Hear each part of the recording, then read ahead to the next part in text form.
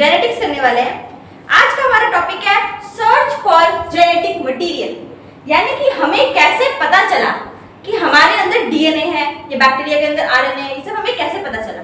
तो उसकी वो कैसे सीरीज ऑफ सर्चेस कैसे एक्सपेरिमेंट्स किए गए जिससे हमें पता चला कि हमारे अंदर जो जेनेटिक मटेरियल है वो डीएनए है। तो उसकी आज हम स्टडी करेंगे। तो पहला एक्सपेरिमेंट था ट्रांसफॉर्मिंग प्रिंसिपल। ये 1928 में ग्रिफिथ ने किया था। उन्होंने किस पे एक्सपेरिमेंट किया था? उन्होंने एक बैक्टीरिया पे एक्सपेरिमेंट किया था, स्ट्रेप्टोकोकस न्यूमोनियाe। ये बैक्टीरिया है। ये बैक्टीरिया क्या कॉज करता है? Causes pneumonia. न्यूमोनिया नाम की बीमारी को कॉज करता है। अब इस बैक्टीरिया की खासियत क्या है? इस बैक्टीरिया के जो जेनेटिक मटेरियल है इसमें दो तरह का स्ट्रेन होता है। ठीक है, कौन कौन सा स्ट्रेन होता है? एक होता है एस स्ट्रेन और एक होता है आर स्ट्रेन। अब ये एस स्ट्रेन आर स्ट्रेन क्या है? एस स्ट्रेन उस तरह वो वाला जेनेटिक मटेरियल है जिसमें जो बिल्कुल स्मूथ है, उसमें कोई एक म्यूसिलेज की कवरिंग थी जिसकी वजह से ये जो स्ट्रेन है वो बिल्कुल स्मूथ है। ठीक है, दोनों तरफ, इसलिए ना स्मूथ अपीयर होता था ये स्ट्रेन, इसलिए इसका नाम पड़ा एस स्ट्रेन या फिर स्मूथ स्ट्रेन। रफ स्ट्रेन ऐसा रफ था क्योंकि इसमें कोई ऐसी कवरिंग शीट प्रेजेंट नहीं थी जिसे स्मूथ बनाए। ये दो तरह के स्ट्रेन थे। जो हमारे ग्रिफिथ सर ने क्या देखा कि एस स्ट्रेन वाला जो जीन है वो क्या कॉज करता है? यही जो स्ट्रेन है वो न्यूमोनिया कॉज करता है। अगर किसी बैक्टीरिया में ये वाला स्ट्रेन, सिर्फ ये वाला स्ट्रेन है, तो वो न्यूमोनिया कॉज नहीं करता, ये उन्होंने कहा। तो उन्होंने इसका एक्सपेरिमेंट क्या किया? सबसे पहले उन्होंने क्या लिया? उन्होंने एस स्ट्रेन लिया, बैक्टीरिया के अंदर से एस स्ट्रेन लिया। उसे क्या किया? उसे माइस में डाला, इंजेक्ट किया, इंजेक्टेड माइस। फिर क्या हुआ? तो क्या होगा? माइस की डेथ हो गई, यानी कि उसे निमोनिया हो गया। फिर सेकंड एक्सपेरिमेंट उन्होंने क्या किया कि एस स्ट्रेन माइस को निमोनिया देता है, यह हमें पता चल गया। अभी क्या आर स्ट्रेन भी देता है? तो एक्सपेरिमेंट करेंगे हम।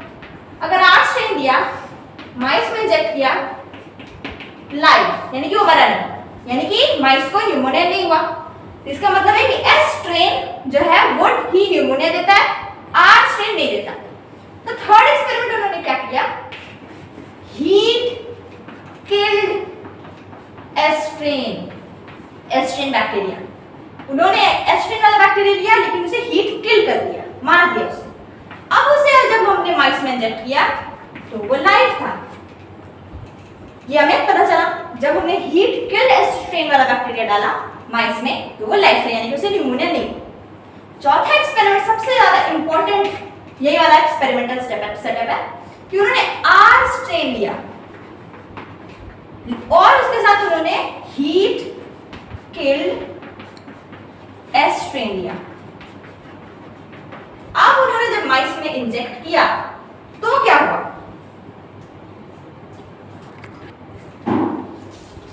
अब उन्होंने जब एस आर स्ट्रेन वाली बैक्टीरिया को हीट किल्ड एस स्ट्रेन वाली बैक्टीरिया के साथ मिला के माइस में डाला तो वो माइस डाई हो गया, डेथ। इसका मतलब क्या है? पहला एक्सपेरिमेंट से हमें पता चला कि एस स्ट्रेन वाला बैक्टीरिया न्यूमोनिया कॉज करता है, आर स्ट्रेन वाला नहीं करता। अगर मैं एस स्ट्रेन वाले बैक्टीरिया को हीट किल कर दूं तो उसके अंदर से जो उसके अंदर की वो पार्ट जो कि न्यूमोनिया कॉज करती है वो मर जाएगी, जिसकी वजह से माइस को न्यूमोनिया नहीं होगा। फोर्थ एक्सपेरिमेंट क्या किया कि कुछ ऐसा है, कुछ तो ऐसा मटेरियल है एस स्ट्रेन बैक्टीरिया के अंदर जो कि जब हम आर स्ट्रेन के अंदर डालेंगे, आर स्ट्रेन के साथ उसे डालें हीट किल करके, भले ही हीट किल करके हमने डाला, तो इसका कुछ ऐसा पार्ट है, कुछ ऐसा मटेरियल इसके अंदर जो कि वो आर स्ट्रेन को दे देता है, समथिंग, कुछ ऐसा मटेरियल है। इसी मटेरियल को हमारे ग्रिफिथ ने क्या कहा? Transforming material. क्यों ट्रांसफॉर्मिंग मटेरियल? क्योंकि इस मटेरियल ने आर स्ट्रेन को एस स्ट्रेन में ट्रांसफॉर्म कर दिया और इसीलिए इस प्रिंसिपल का नाम दिया ट्रांसफॉर्मिंग प्रिंसिपल। कि कुछ ऐसा मटेरियल है जिसने जो एस स्ट्रेन ने आर स्ट्रेन को दिया, जिसकी वजह से आर स्ट्रेन एस स्ट्रेन में ट्रांसफॉर्म हो गया। यही थी फर्स्ट प्रिंसिपल। इसी से हमें आइडिया लगा कि ऑर्गेनिजम्स के अंदर कुछ ऐसे मटेरियल्स हैं जो कि उनका फंक्शन, जो मेन फंक्शन है वो उसे कॉज करते हैं। तो ये हो गई फर्स्ट एक्सपेरिमेंट की बात। अब सेकंड एक्सपेरिमेंट करते हैं। अब आते हैं सेकंड एक्सपेरिमेंट में। सेकंड एक्सपेरिमेंट क्या है? Biochemical nature of transforming principle. अब हमें ये पता चल गया कि कोई ऐसी मटेरियल है जो कि आर स्ट्रेन को एस स्ट्रेन में ट्रांसफॉर्म करती है, तो इसका नेचर क्या है, वो उसकी बायोकेमिकल नेचर क्या है, उसे अब पता करना पड़ेगा। तो इसकी स्टडी शुरू हुई थी 1933 से 1944 तक, जब बायोकेमिकल ट्रांसफॉर्मिंग प्रिंसिपल कब हुआ था? 1928 में। ये स्टडी किसने की थी? एवरी, मैकलियोड और मैककार्टी। उन्होंने क्या किया? उन्होंने देखा इनसे पहले, इस साल से पहले तक, इन लोगों से पहले तक हमें ये लगता था कि ट्रांसफॉर्मिंग मटेरियल जो है वो एक प्रोटीन है, क्योंकि हर चीज हमारी बॉडी में काम करती है, एंजाइम वगैरह वो सब प्रोटीन होता है। तो इन्होंने बताया कि नहीं, प्रोटीन, ट्रांसफॉर्मिंग मटेरियल प्रोटीन नहीं है। उन्होंने क्या किया? उन्होंने जो एस स्ट्रेन लिया, उन्होंने इसकी सारी सामान बाहर निकाल दिया, उसके जितने भी उसमें अलग अलग सामान, साइट ऑफ कोर्स वो एक सेल है, अगर इस एस स्ट्रेन सेल है अगर, तो उसके अंदर प्लाज्मा मेम्ब्रेन भी होगा, साइटोप्लाज्म भी होगा, माइटोकॉन्ड्रिया वगैरह सब कुछ होगा। तो इसलिए उन्होंने क्या किया? उस सेल से बाकी जितना भी माल मटेरियल था सबको हटा दिया, और सिर्फ उसमें क्या क्या बच गया? डीएनए, आरएनए, प्रोटीन, बस ये बच गए। सबसे पहले उन्होंने क्या किया? उन्होंने प्रोटीएज डाला। प्रोटीएज एक तरह का एंजाइम है जो कि प्रोटीन को डाइजेस्ट कर सकता है, प्रोटीन को हटा सकता है। अब अगर इस प्रोटीएज डाल के इस सेल को अगर मैं आर स्ट्रेन वाले सेल के साथ कंबाइन करूं, तब भी क्या होता है?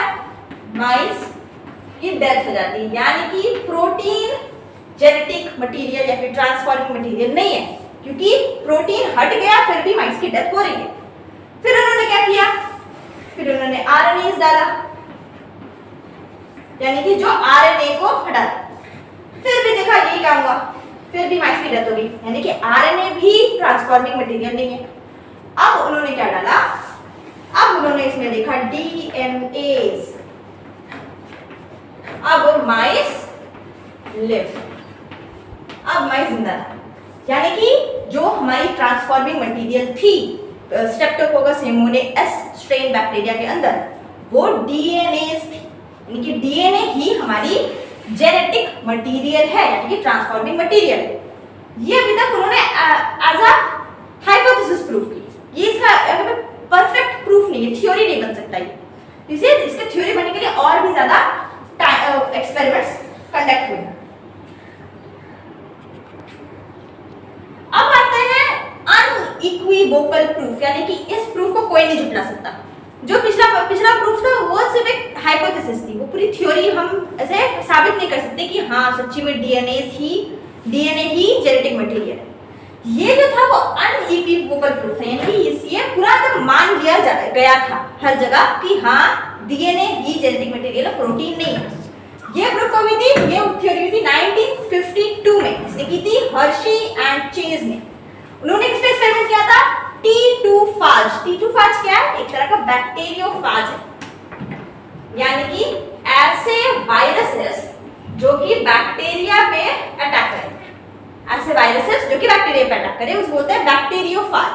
और उसकी कौन सा बैक्टीरियोफाज लिया था? T2-phage। उन्होंने साथ में एक बैक्टीरिया भी यूज किया था। कौन सा बैक्टीरिया? E coli. एक बैक्टीरिया भी तो लगेगा हमें। तो एक्सपेरिमेंट क्या थी? ये वाला सबसे पहला जो मैंने पिंक बैक्टीरिया बनाया, उसमें क्या किया उन्होंने? Radio active 35S labelled protein capsule, यानी कि एक बैक्टीरिया हमें पता है, एक वायरस हमें पता है कैसे आता है, उसका एक ऊपर में एक प्रोटीन कैप्सूल होता है, अंदर में जेनेटिक मटेरियल होता है, ये हमें पता है। ठीक है, तो बाहर का जो प्रोटीन कैप्सूल है उसमें एक बैक्टीरियोफाज में उन्होंने क्या किया? बाहर का प्रोटीन कैप्सूल में रेडियो एक्टिव सब्सटेंस लगाया, और प्रोटीन कैप्सूल में अच्छे से रेडियोएक्टिव रहे, तो इसलिए उन्होंने यूज किया 35S रेडियोएक्टिव मटेरियल। तो ये उन्होंने फर्स्ट बैक्टीरिया फाज में यूज किया।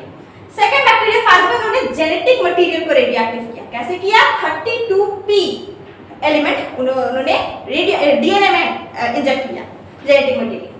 तो ये दोनों हो गए हमारे बैक्टीरियोफाज। जब सबसे पहले क्या हुआ, नंबर 1 से इन्फेक्शन।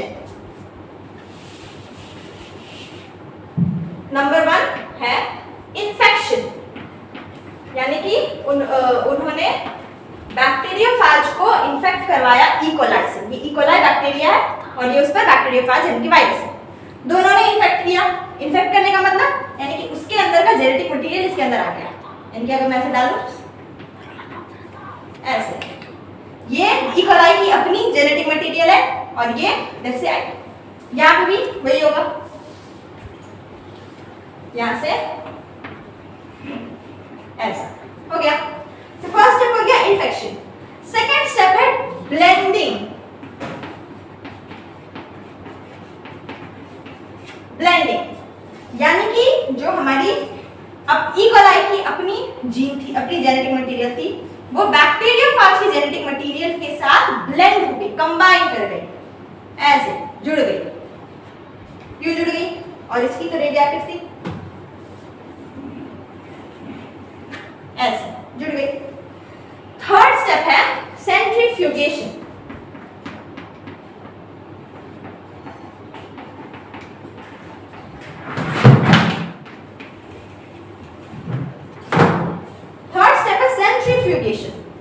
सेंट्रीफ्यूगेशन क्या होता है कि अब ये इन दोनों बैक्टीरिया को मैंने इसे बहुत बार घुमाया, ठीक है, बहुत हाई स्पीड में करके मैंने इसे अगर घुमाऊं तो उसे मैं बोलूंगी सेंट्रीफ्यूगेशन, ठीक है।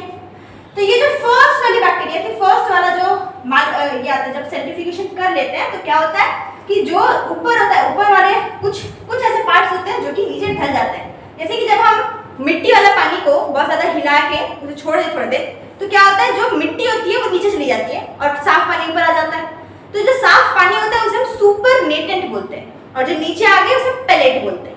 तो ऐसे सेंट्रीफ्यूगेशन भी है कि जो ऊपर आ गई उसे बोलते हैं सुपरनेटेंट और जो नीचे चली गई उसे बोलते हैं पेलेट। अब जब हम एक सेल को ऐसा करते हैं, सेंट्रीफ्यूगेशन करते हैं, तो क्या होता है, उसका जितना भी दूसरा पार्ट होता है, प्रोटीन रिच पार्ट होता है, वो सुपरनेटेंट में घुल जाता है।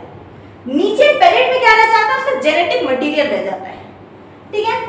तो हमने जब ऐसा किया तो देखा कि सुपरनेटेंट में फर्स्ट वाले बैक्टीरिया का सुपरनेटेंट रेडियोएक्टिव है, यानी कि सुपरनेटेंट चमक रहा है, उसमें S35 और नीचे पेलेट नॉन रेडियोएक्टिव है।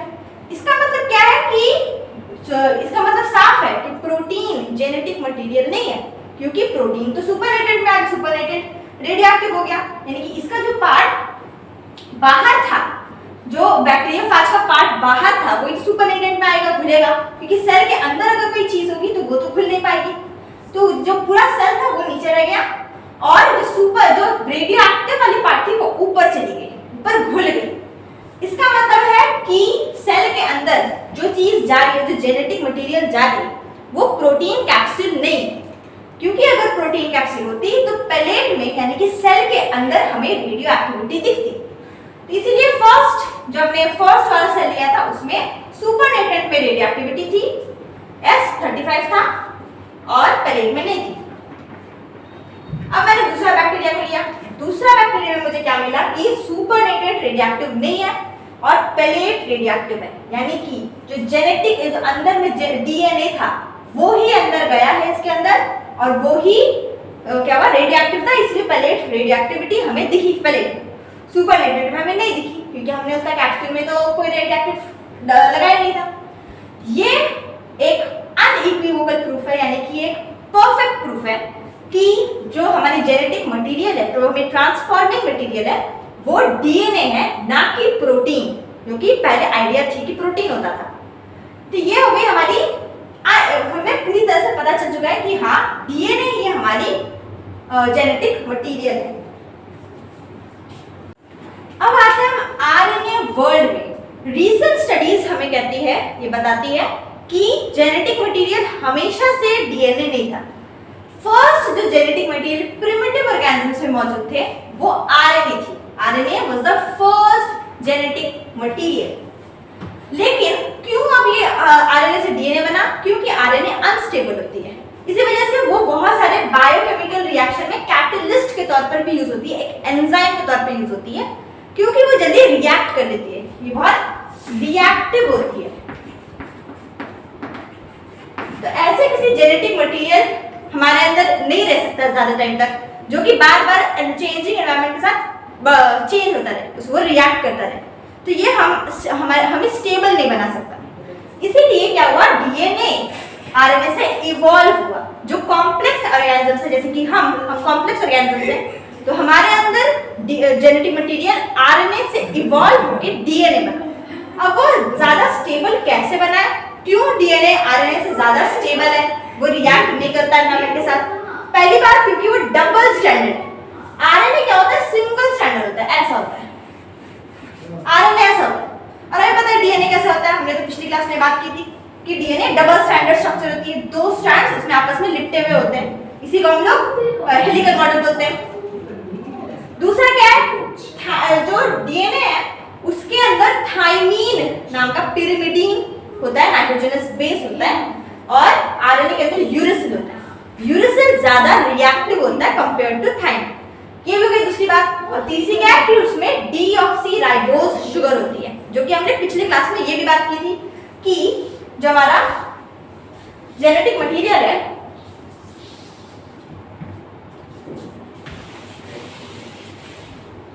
जो हमारी शुगर है आरएनए में, वो कैसी है, वो इस तरह से, ये हमने पिछली क्लास में बात कर ली थी। इसमें एक H OH H OH H OH, यहाँ पे एक और कार्बन यहाँ से जुड़ता है CH2OH, और यहाँ पे H,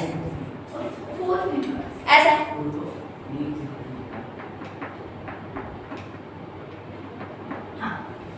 ये ऐसा, ये होगी आरएनए की राइबोज शुगर, इसे हम बोलते हैं राइबोज शुगर।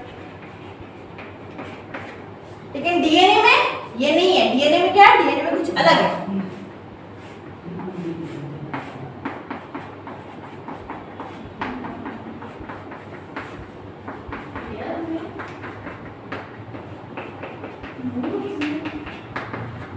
डीएनए में क्या है, सेकंड पोजीशन, ये फर्स्ट है, ये सेकंड पोजीशन वाले कार्बन में ओ ऑक्सीजन नहीं है, यानी कि डीऑक्सी, विदाउट ऑक्सीजन।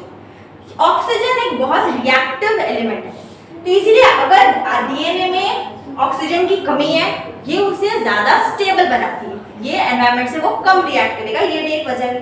तो इसीलिए तीन वजह है जिसकी वजह से डीएनए हम कॉम्प्लेक्स ऑर्गेनिजम्स में, इवॉल्व्ड ऑर्गेनिजम्स में डीएनए क्यों मौजूद है, क्योंकि वो डबल स्ट्रैंडेड होता है, उसमें थाइमीन होती है और उसमें डीऑक्सीराइबोज शुगर होता है।